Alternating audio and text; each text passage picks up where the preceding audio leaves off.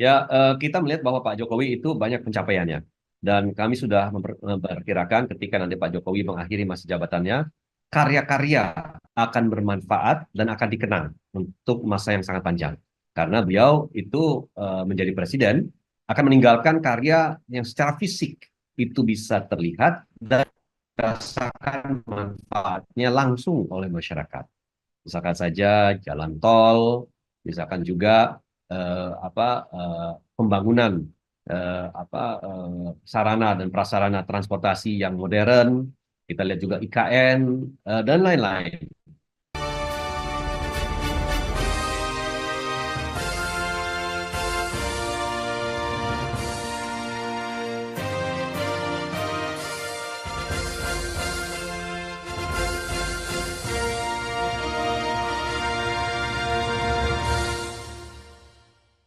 Bersama saya Bambang Sadono di kanal Inspirasi untuk Bangsa. Mudah-mudahan kanal ini selalu bisa memberi inspirasi, motivasi, dan edukasi.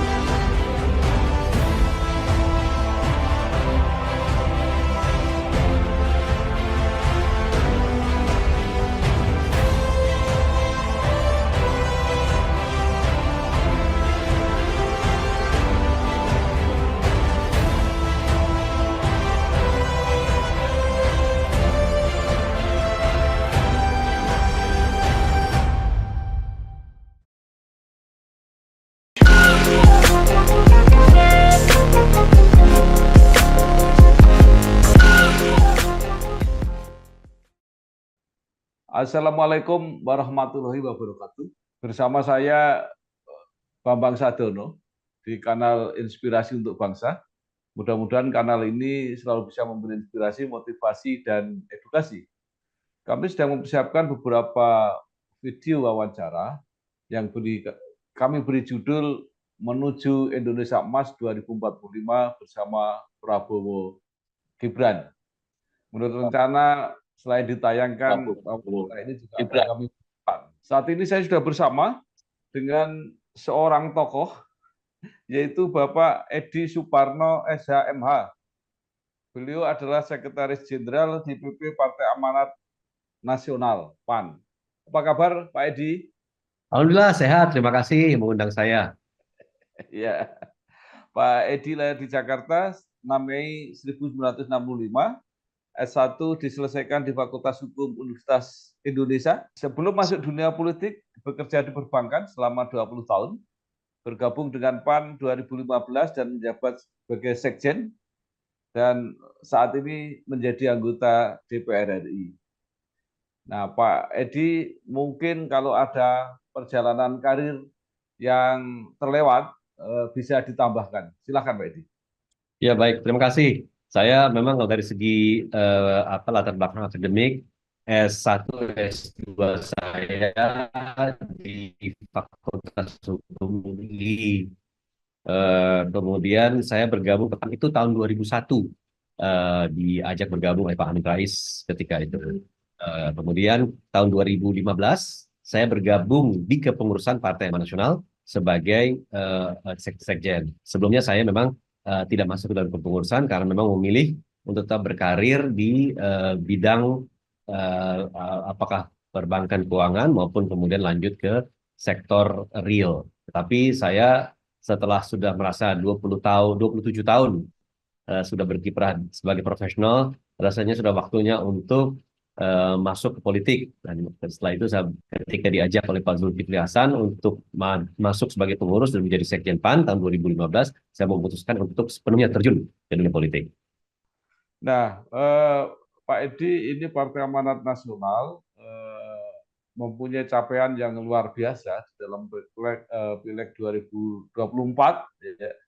Suaranya dan kursinya naik secara signifikan. Nah, apakah ini merupakan bagian dari kotel efek Pilpres atau juga karena Jokowi efek, Pak Edi? Pertama, ada kenaikan suara itu sangat signifikan. Dari total perolehan suara kita di tahun 2019 yang jumlahnya 9 juta, meningkat menjadi hampir 10,5 juta tahun 2024 ini. Selain daripada itu, ada kenaikan juga di kursi PAN di DPR RI.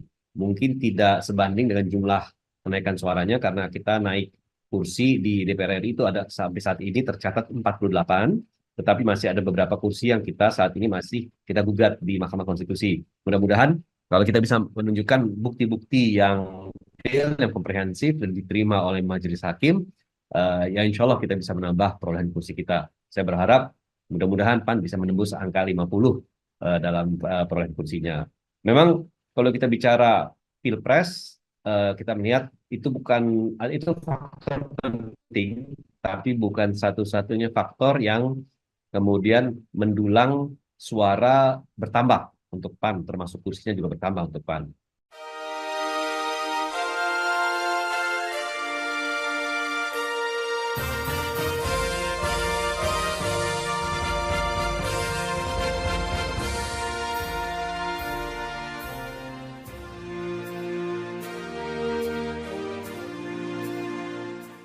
Lihat selama 5 tahun ke belakang ini, tahun 2020 diawali dengan Kongres PAN tahun 2020 di Kendari.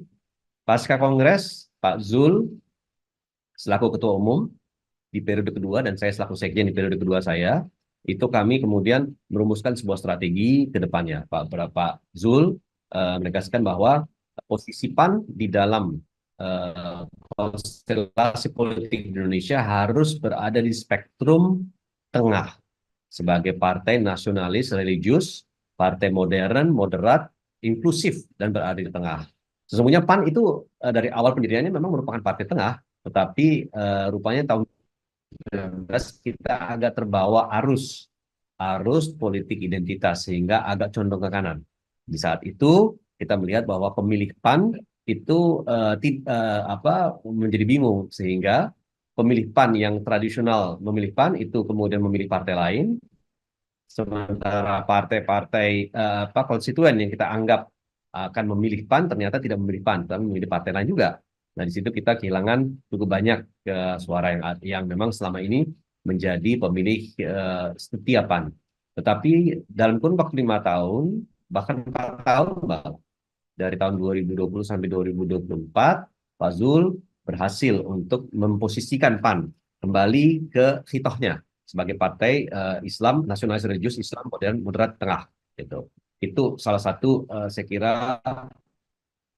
strategi G2 yang dilakukan. Di samping juga strategi politik lainnya, bahwa PAN sebagai partai yang dua pemilu kemarin mendukung dan memenangkan Pak Prabowo tetapi belum berhasil, ya kita di periode kedua Pak Jokowi kemudian diajak bergabung. Dan itu merupakan strategi politik PAN untuk berada di dalam pemerintahan ketimbang di luar, untuk bisa memperjuangkan agenda politik PAN di dalam ketimbang berada di luar pemerintahan. Jadi itu posisi politik kita juga dalam hal ini ya saya kira sangat jelas ya, kita mendukung pemerintah dan karenanya Pak Zul juga sebagai Ketua Umum kemudian diajak bergabung secara resmi menjadi Menteri Perdagangan. Nah, inilah yang saya kira merupakan beberapa di antara faktor-faktor kunci yang membawa kita kemudian bisa meningkatkan perolehan suara kita. Memang pilihan kita mendukung Pak Prabowo itu juga membawa dampak positif, terutama di basis-basis di mana Pak Prabowo itu menang mutlak. Ya, di situ kita lihat bahwa Prabowo efek, Jokowi efek, terutama di Jawa Tengah, itu juga membawa berkah elektoral untuk PAN di tahun 2024 ini. Khusus dengan Pak Jokowi, kan terkesan bahwa Ketua Umum PAN Pak Zulkifli Hasan sangat dekat dengan Pak Presiden Joko Widodo, bahkan sering mengatakan bahwa PAN ini milik Pak Jokowi. Bisa diceritakan, Pak Edi? Ya, kita melihat bahwa Pak Jokowi itu banyak pencapaiannya. Dan kami sudah memperkirakan ketika nanti Pak Jokowi mengakhiri masa jabatannya, karya-karya akan bermanfaat dan akan dikenang untuk masa yang sangat panjang. Karena beliau itu menjadi presiden, akan meninggalkan karya yang secara fisik itu bisa terlihat dan dirasakan manfaatnya langsung oleh masyarakat. Misalkan saja jalan tol, misalkan juga pembangunan sarana dan prasarana transportasi yang modern, kita lihat juga IKN dan lain-lain. Sehingga kami melihat bahwa Pak Jokowi dengan PAN itu memiliki kesamaan visi, misi, dan cara kita memandang pembangunan ekonomi yang terbaik, yaitu pembangunan ekonomi yang sifatnya inklusif, bermanfaat, dan melibatkan masyarakat secara umum. Oleh karena itu kami merasa bahwa ya Pak Jokowi itu adalah bagian dari keluarga PAN, dan kami berharap juga bahwa PAN merupakan bagian dari partai yang memang Pak Jokowi merasa sangat dekat. Nah, kurang lebih begitu korelasinya yang dimaksud oleh Pak Zul.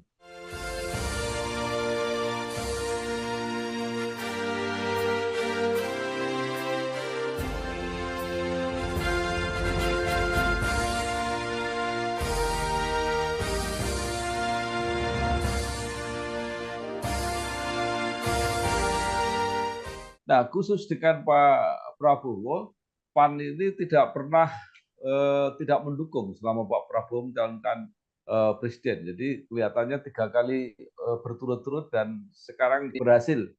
Nah, bagaimana diilustrasikan hubungan ini sampai sekarang, bahkan terakhir terkesan sangat hangat dengan Pak Prabowo.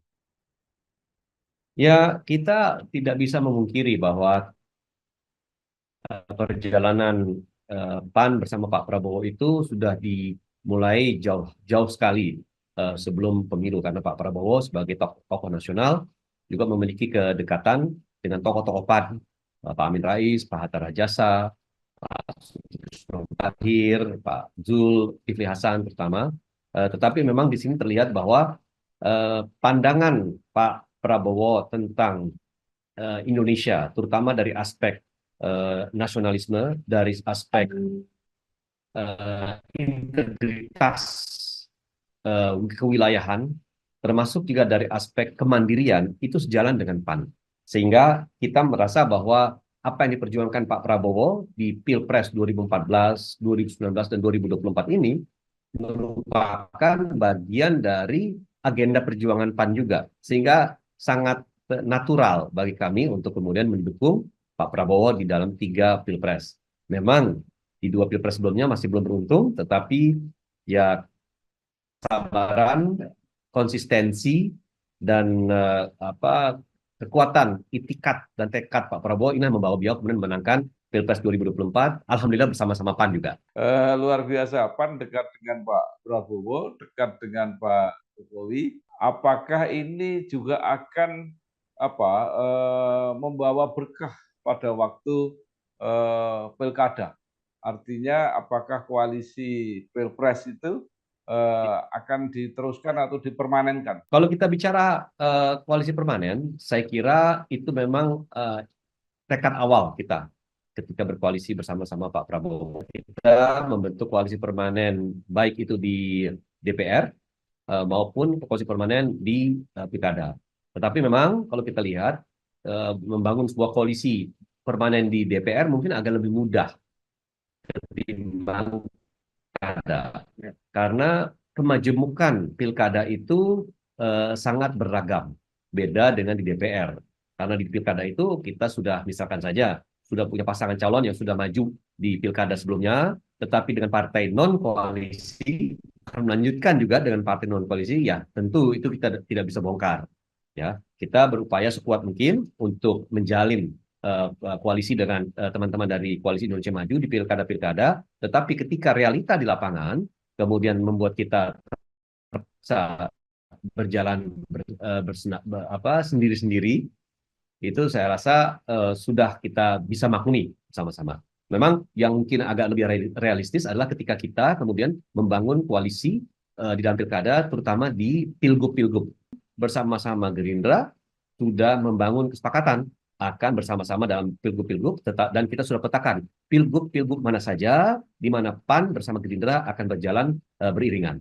Menarik karena suara pileg PAN bertambah secara signifikan.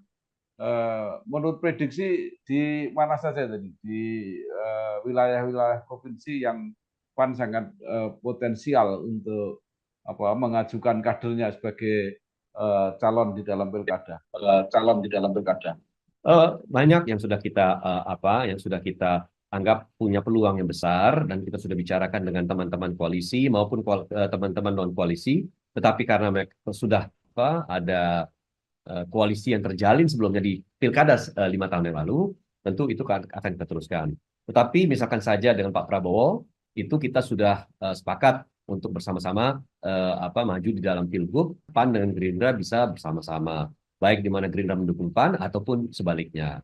Nah, tetapi kalau kita lihat kader-kader PAN, terutama di pilgub yang ada, saya kira kita punya peluang yang baik untuk bisa mengajukan dan memenangkan pilgub di Jambi, sebenarnya incumbent dari PAN, di Sumatera Barat, Bupati Solok yang dari PAN itu akan maju sebagai cagup.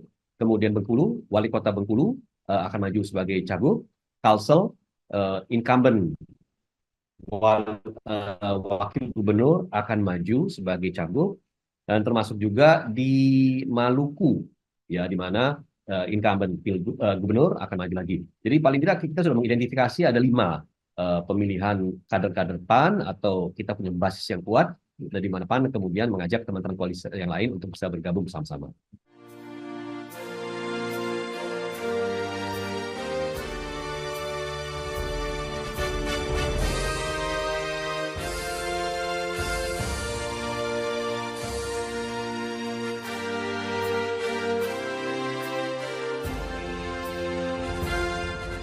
Baik, sebagai pendukung Prabowo Gibran dalam koalisi Indonesia Maju, ke depan apa saja yang disiapkan oleh PAN untuk mendukung Prabowo Gibran, baik di parlemen maupun di pemerintahan?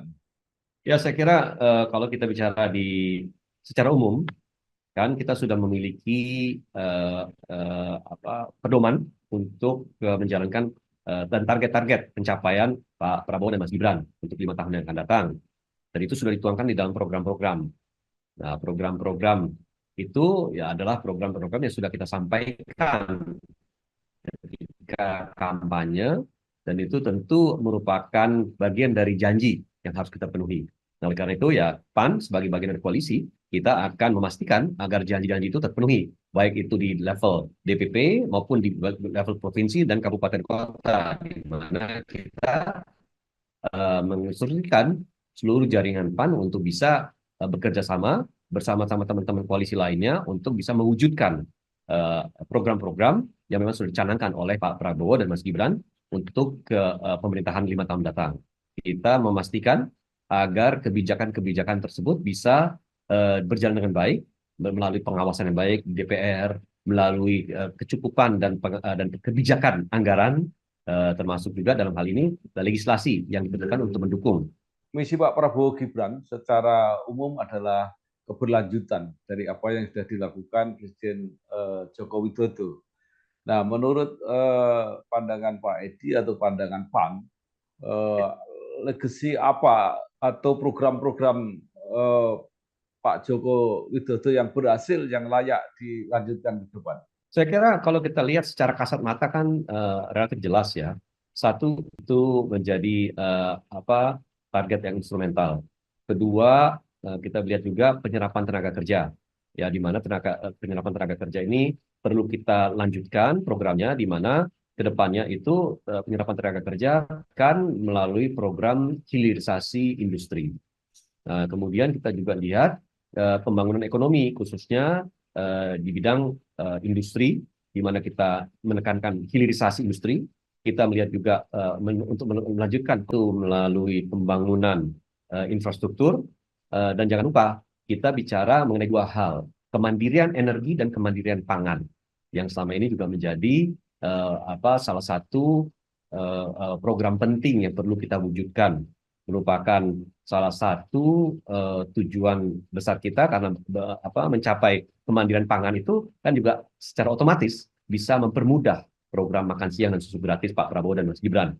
Ya, dan sementara untuk kemandirian energi kita bicara bahwa kebutuhan energi kita jangan sampai tergantung oleh pihak ketiga, pihak luar, di mana kita harus memiliki kemampuan untuk mengeksplorasi segala sumber-sumber energi kita untuk kebutuhan dalam negeri kita.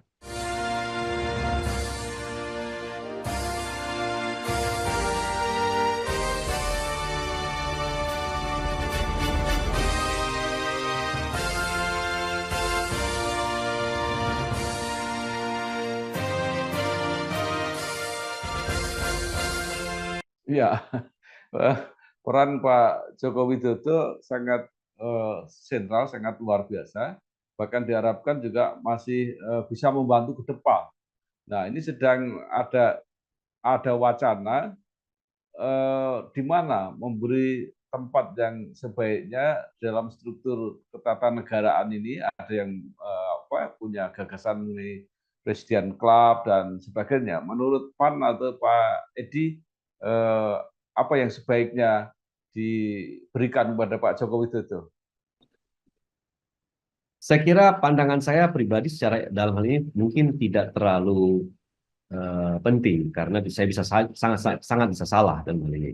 Tetapi menurut pandangan kami secara keseluruhan yang kembali lagi kami merasa bahwa Pak Jokowi ke depannya itu tentu akan tetap menjadi rujukan pemerintah yang akan datang karena apa? Karena pengalaman beliau memerintah secara berhasil dalam kurun waktu 10 tahun.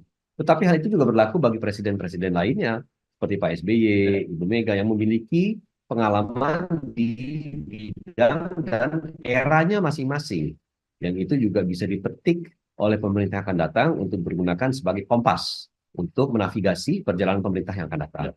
Kedua, saya kira Pak Jokowi sebagai tokoh yang masih sangat populer di kalangan masyarakat tentu menjadi satu sosok yang memiliki memiliki kredibilitas kalau beliau bicara. Ya, jadi kami sangat berharap ke depannya Pak Jokowi akan tetap memberikan masukan-masukan yang arif dan bijak untuk bisa bersama-sama dengan pemerintahan yang akan datang untuk agar kita bisa mengakselerasi berbagai program yang ada, terutama dari aspek lapangan kerja, pengentasan kemiskinan, pembangunan infrastruktur, pembangunan industri, dan lain-lain. Dan saya kira Pak Prabowo sebagai tokoh yang ikut di dibesarkan oleh Pak Jokowi, terutama dalam 5 tahun belakangan ini ketika beliau menjadi menteri, akan sangat menghargai berbagai masukan, berbagai informasi, berbagai advis yang diberikan oleh Pak Jokowi ke depannya. Jika Partai Amanat Nasional sebagai pendukung Prabowo Gibran diberi kesempatan untuk berperan, misalnya di pemerintahan, di dalam kabinet, maka menurut PAN bidang apa atau portofolio apa yang kira-kira cocok untuk PAN dan PAN bisa menyiapkan figur-figur atau kader-kadernya? Kalau PAN itu memiliki kader-kader yang mumpuni di berbagai aspek dan berbagai bidang, apakah itu ekonomi, sosial, kemasyarakatan, dan lain-lain. Ya, jadi kalau dilihat stok kader PAN yang kompeten, memiliki intelektualitas, memiliki integritas, saya kira kita stoknya cukup banyak. Ya, bidangnya yang kita kuasai juga cukup banyak oleh kader-kader PAN. Nah, jadi saya kira multisektor bisa kita berikan masukan dan bisa berikan penguatan dari aspek kader-kader PAN yang bisa berkontribusi. Tinggal kita menyerahkan sepenuhnya apa yang diperlukan oleh presiden yang akan datang dan kita akan mempersiapkan kader yang sebaiknya berdasarkan kebutuhan tersebut. Halo guys, sekarang cuma dengan satu jari, semua urusan listrik langsung beres, res. Ini dia, PLN Mobile. Kalau cuma gangguan aja sih, nggak usah panik. Tinggal tap menu pengaduan, cus petugas PLN-nya langsung datang. Atau mau isi token? Pasang listrik baru? Atau mau ubah daya? Atau cek hitungan listrik? Urusan listrik, serahin aja ke PLN Mobile. Nah, baik. Nah, menurut Pak Edi atau menurut PAN, masalah apa saja yang sebenarnya sangat serius dan sangat strategis yang harus segera dihadapi oleh pemerintahan Prabowo Gibran ke depan? Ya, seperti yang tadi saya sampaikan, masalah lapangan pekerjaan itu selalu menjadi isu yang sangat urgent untuk kita fokuskan. Kemudian kita bicara juga mengenai ketahanan dari pangan kita, ketahanan energi kita dalam rangka untuk menciptakan kemandirian pangan dan energi.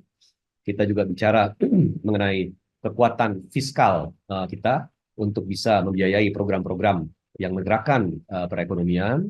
Ya, kita juga melihat bahwa masalah pengentasan kemiskinan merupakan program yang sangat perlu perhatian segera, termasuk program-program lainnya seperti misalnya program transisi energi yang menurut kami juga sangat penting, program dari segi pengentasan stunting, kesehatan, termasuk juga pendidikan, terutama dana riset, dana untuk inovasi, itu saya kira juga sangat penting. Jadi multi aspek, tetapi memang kalau kita urut, salah satu yang berada di pucuk prioritas itu adalah masalah penyediaan lapangan kerja. Baik, terakhir Pak Prabowo sering mengungkapkan bahwa ingin mengajak seluruh kekuatan potensial anak bangsa untuk bersama-sama mengelola Indonesia ini ke depan. Kalaupun ada yang kurang bersedia, juga tidak apa-apa, asal tidak merepotkan, kira-kira bahasa yang terjadi. Nah, menurut Pak Edi, apa yang diharapkan suasana itu? Artinya supaya masyarakat memberi dukungan yang positif, kondusif, supaya Indonesia Emas 2045 itu benar-benar jadi momentum yang bisa dicapai oleh bangsa Indonesia. Ya, masyarakat sudah memberikan kepercayaan kepada Pak Prabowo dengan Mas Gibran melalui pemberian suaranya di TPS pada tanggal 14 Februari yang lalu.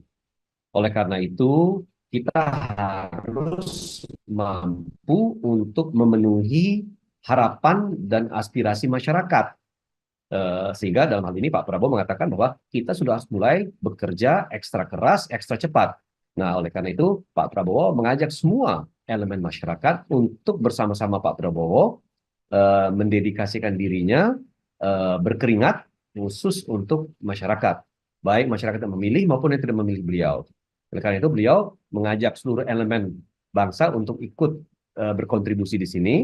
Bagi yang tidak mau berkontribusi, bagi beliau mengatakan juga tidak apa-apa, asal jangan mengganggu. Ya karena menurut saya pernyataan itu sah-sah saja. Ya karena kita mau kerja, masa dari kerja kita ini untuk masyarakat, untuk kesejahteraan masyarakat, untuk tingkat pendidikan masyarakat, untuk tingkat penghidupan yang lebih baik, lapangan pekerjaan lebih baik, tapi kok masih ada yang mau ganggu?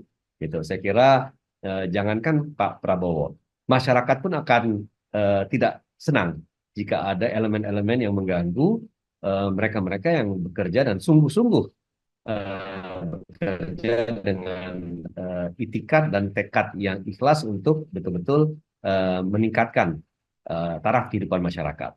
Baik, terima kasih sekali Bapak Edi Suparno, SHMH, Sekretaris Jenderal DPP Partai Amanat Nasional PAN, yang sudah menyampaikan banyak hal, terutama berkaitan dengan Indonesia ke depan, Indonesia Emas 2045, banyak harapan, banyak program, mudah-mudahan semua bisa tercapai. Sukses, selamat berjuang, Pak Edi. Terima kasih. Wassalamualaikum warahmatullahi wabarakatuh. Waalaikumsalam. Terima kasih. Waalaikumsalam warahmatullahi wabarakatuh.